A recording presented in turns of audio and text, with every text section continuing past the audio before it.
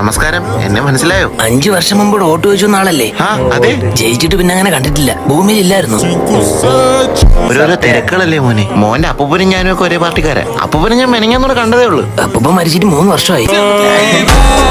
ഇപ്പൊ ഇവിടുത്തെ മന്ത്രിസഭയും പഞ്ചായത്തും ഒക്കെ താങ്ങി നിർത്താൻ ഞാൻ വിചാരിക്കണം. 18 വയസ്സ് കഴിഞ്ഞല്ലേ?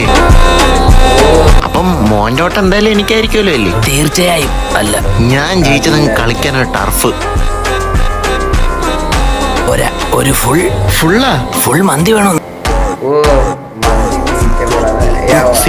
എങ്കിൽ ജയിപ്പിക്കുന്ന കാര്യം ഞാനും ഏറ്റു.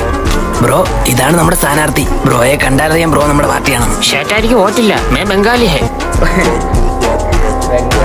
ഒരു വോട്ട് സെറ്റായി. ഏത് ഈ ബംഗാളിയാ? ആധാർ കാർഡ് മാറ്റാം.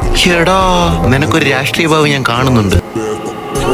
എന്നിട്ട് നമുക്കെന്നെ തരണേ. മറ്റേ പാർട്ടിയിൽ ഇങ്ങനെ പെണ്ണുമ്പോൾ ആളത്ര ശരിയല്ല. അവരെ കുറിച്ച് പുറത്തു പറയാൻ പറ്റാത്ത പല കാര്യങ്ങളും ഉണ്ട്.